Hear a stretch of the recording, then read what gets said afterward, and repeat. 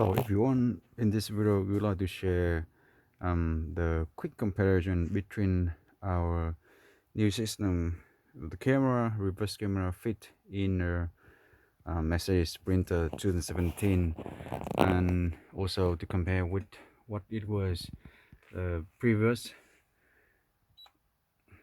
with rear view mirror reverse camera system, and that was the one that fit before in the past. It has been fit with the 7-inch rear view mirror screen, and the camera was fit on the top at the back end of this motorhome Sprinter.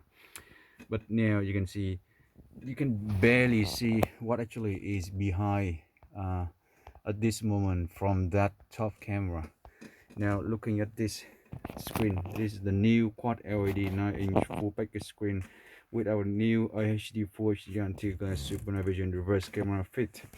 And let's have a look here, and we pull the reverse. You can see how clear it is. Okay, it is super clear and detailed, and you can see exactly what's behind. You can see the grass, you can see the brake, you can see the objects on the left, you can see the fence, you see the gate. And look up here. Now to compare the top camera previously fit with that rear view mirror style and with the new camera on our 9-inch system, which one is better? I'm sure that you have the idea. So yep, basically that is the one on the top and that is our camera at the bottom. And even further, we fit our new system with one single switch that we can turn on the camera on demand from the switch over here. Okay, so we switch the switch, it will turn the camera off, switch, and camera on. That's easy because the owner wants to see his trailer when he's driving this motorhome along the trip.